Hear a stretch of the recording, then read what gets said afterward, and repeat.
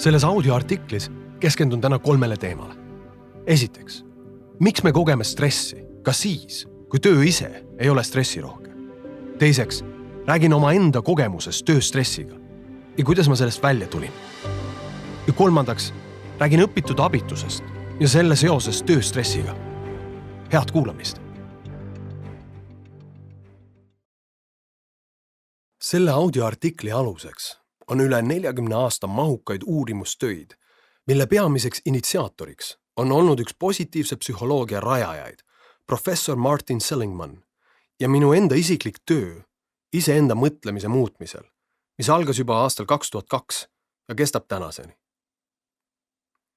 Audioartikli esimeses osas, mille leiad nime alt Mis põhjustab tööstressi, sümptomid ja uus vaatenurk, arutlesin, kuidas tööstress ja sellega toimetulek sõltus aju verevarustuse liikumisest lahkust, positiivsust ja suure pildi nägemise võimekust haldavast otsmikusagarast, negatiivsust ja kitsast maailmavaadet soosivasse rooma ja aiu. 2018. aastal sooritasin huvi pärast Stanfordi ülikooli optimismitesti, et mõista, kuivõrd tugev on minu enda mentaalne võimekus tööstressiga toime tulla. Testi tulemus oli extremely pessimistic. Ehk võimekus stressiga toime tulla oli endiselt minimaalne.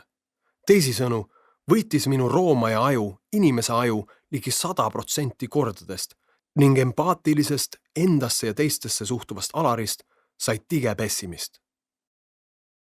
Objektiivset maailma ei ole, on vaid subjektiivne maailmakogemus. Küsin oma stressijuhtimise koolitusel, kas osalejad on märganud huvitavat elu seaduspärasust. Märkame reaalsuses seda, millele teadlikult või alateadlikult mõtleme. Näiteks uus auto peres. Absoluutselt kõik inimesed väidavad, et kui on soetatud uus auto, siis korraga märkavad nad seda automarki igal pool, kuigi varem seda nende jaoks peaaegu ei eksisteerinud. Sarnane kogemus laieneb ka kõikidesse teistesse eluvaldkondadesse. Rasedad näevad titevankreid, kipsis jalaga inimesed teisi lombakaid, prillimüüjad prille ja tapamajas töötajad ei taha isegi mõelda.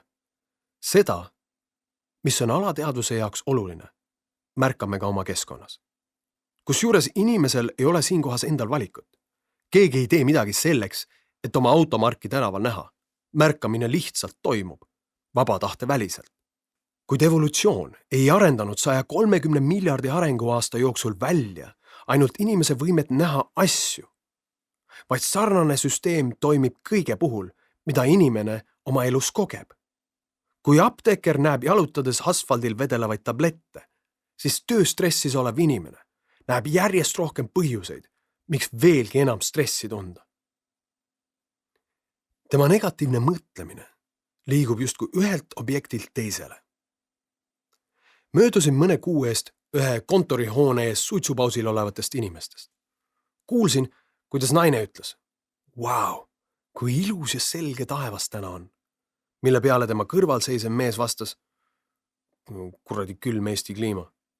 Kusjuures mõlemal oli õigus. Taevas oli selge ja oli ka kuradi külm. Potentsiaalne probleem seisneb aga selles, et oma lausega lõi mees endas audioartikli esimeses osas kirjeldatud biokeemilise seisundi, mis pärsib tema töövõimet ka siis, kui ta sooja kontorisse tagasi läheb. Jättes märkamata kõik, mis on hästi, jääb fookus automaatselt sellele, mis on halvasti, ning aju ei suuda stressi olukorras ka hiljem keskenduda võimalustele, lahendustele ja kasvukohtadele, mida see päev pakub. Seega sõltub tööstressiga toimetulek enamast kui stressi haldamisest tööl. Tööstressiga toimetuleku teeb eriliselt keerukaks see, et pikaaegse stressi poolt ohule orienteeritud rooma ja aju paneb inimese keskenduma keskkonnas ennekõike sellele, mis on halvasti, mitte hästi. Näiteks audiitorid on iga päev silmitsi üsna tõsise probleemiga. Paljud neist peavad hommikust õhtuni, tihti 8–14 tundi päevas, läbi töötama erinevaid dokumente, et olla kindlad, et neis ei ole ühtegi viga. Asja positiivne külg on see. Aja jooksul saavad sellistest inimestest oma töös väga vilunud eksperdid. Nad tõesti suudavadki kõik vead üles leida. Kuid varjukülg on samuti ilmne. Keskendudes ligi 50% ärkvel oldud ajast vigade otsimisele kandub see harjumus sageli üle ka nende inimeste eraellu. Lõpuks saab kogu elu olema üks suur audit, kus aju näeb igal pool vigu ja probleeme. Töö juures kipuvad sellised inimesed oma alluvate tulemusi hinnates nägema ainult seda, mida need on valesti teinud, jättes märkamata kõik, mis on hästi ja tunnustust väärt. Koju minnes jäävad neile silma laste tunnistusel olevad 3 ja 2, mitte 4 ja 5. Kui nad välja sööma lähevad, siis esimese asjana torkab silma, et kartul on natuke kuiv. Seejuures jääb märkamata, et liha on aga väga mahlane. Aastaid tagasi kuulsin oma tollaselt elukaaslaselt, kes töötas audiitorina, lugu raamatupidajast, kes koostas Exceli tabeli ja märkis sinna kõik, mis tema naine oli viimase 6 nädala jooksul valesti teinud. Kuigi mehe kavatsus oli parim, lõppes lugu sellega, et naine kolis välja. Tuleb välja, et juristid on veelgi haavatavamas positsioonis kui audiitorid. Mäletan uuringut, kus selgus, et juristidel on 3,6 korda suurem tõenäosus kogeda tõsist depressiooni kui kogu ülejäänud töötaval elanikkonnal. Probleem seisneb selles, et juuratudengeid õpetatakse nägema vigu ning olema kriitilised, mitte aktsepteerivad. Kuigi see on oskus, mis on juristi töös väga oluline, siis pidev loogika vigade otsimine igas lauses mõjutab lõpuks nende inimeste võimet maailma avatud silmadega vaadata ning paneb nad probleeme üle paisutama.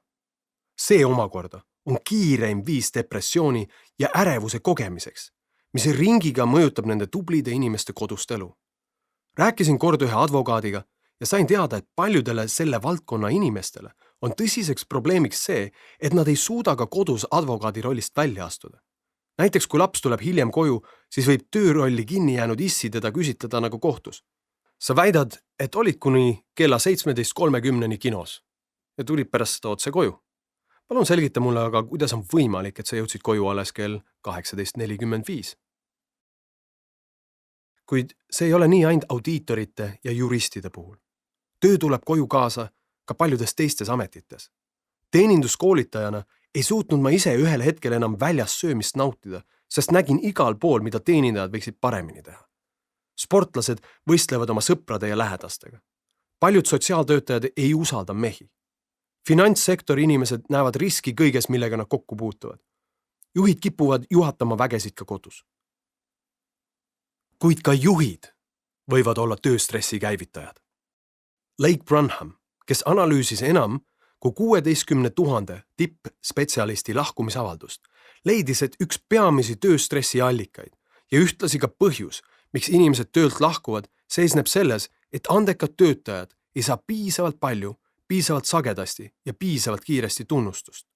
Kui juht, kelle aju-verevarustus on tööstressi tõttu rooma ja aju poolt kaaperdatud, märkab ainult negatiivset, siis loob ta sisekliima, mis halvab tulemusi, mitte ei paranda neid.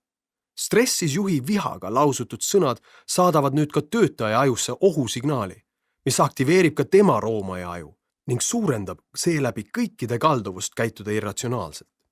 Kui töötaja peaks järgmisel hetkel suhtlema mõne kliendiga, siis kannatab kogu ettevõte juba otseselt. Öeldakse, et ära hõiska enne õhtut, mõistmata, et kui selle ideega äärmusesse minna, loob selline juht töökeskkonna, kus ei olegi kunagi võimalik hõisata. Ülepaisutatud fookus negatiivsele trikitab aga töötajate aju uskuma, et reaalsus ongi negatiivne. Sarnane efekt tabab paljusid esimese aasta arstitudengeid, kellele räägitakse kõikvõimalikest haigustest ning kes aasta lõpuks tunnevad, et põevadki absoluutselt kõiki tõbesid. Mida rohkem on töös negatiivsust, seda loogilisem on, et seda tuleb tööstressi vältimiseks tasakaalustada positiivsusega. Kuid tuleb välja, et tööstressi sarnaseid tundeid võib kogeda ka ilma stressirohke tööta. Kuna tööstress on miski, mis järgneb valdavalt autonoomia kadumisele tööl, siis on suur hulk inimesi, kes kogevad, et kogu nende elu ongi üks suur autonoomia puudus. Vaatame lähemalt. Inimesi eristab 2 põhimõttelist vastanduvat maailmavaadet. Esimesel juhul juhib inimest uskumus, et elul on tema jaoks varuks positiivsed asjad ja see, mis tulevikus ees ootab, on hea. Teisel juhul juhib inimest vastupidine uskumus, et kui midagi saab halvasti minna, siis see suure tõenäosusega nii ka läheb. Ja see, mis ees ootab, on halb. Kusjuures inimese vabal tahtel on emma-kumma uskumuse prevalveerimises väga vähe väärtust. Mõlemad uskumused pärinevad varajasest lapsepõlvest ning toimetavad taustal enamjaolt automaatselt, võttes uskujatelt endilt autonoomia valida, kumba pidi nad asju näevad. Ka paljudele eestlastele omast suundumust mõelda asjadest läbi negatiivsuse prisma nimetatakse õpitud abituseks. Mis asi on õpitud abitus? Õpitud abitus on sügav veendumus, et ükskõik mida inimene ka ei tee, tal puudub tulemuste üle positiivne mõju ja asjad lõppevad igal juhul halvasti. Selline kogemus kujuneb varajases eas, ennekõike läbi hetkede, mil laps kogeb, et tema märguannetele pälvida armastust, saada abi, tunda lähedust, kogeda lohutust, pääseda hirmust ja muu selline. Ja reageerita tähelepanu, kohalolu, hoole ja julgustusega.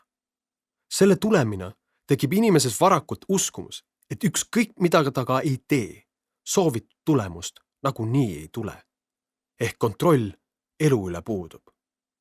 Tööstressiga toimetulek on miski, milleks paljud eestlased ei ole saanud kasvatuslikku õpet.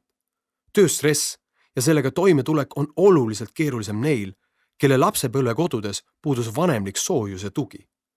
2017. aastal osalesime abikaasaga Harvardi ülikooli vanemteaduri Daniel P. Browni tööstressi teemalisel nädal aega kestnud kursusel Londonis, kus Brown tutvustas 2010. aastal avaldatud meta-uuringut, mille järgi endistes Nõukogude Liidu liikmesriikides koges vaid 6,2% lastest terve kognitiivse arengu jaoks vajalikku vanemlikku tuge.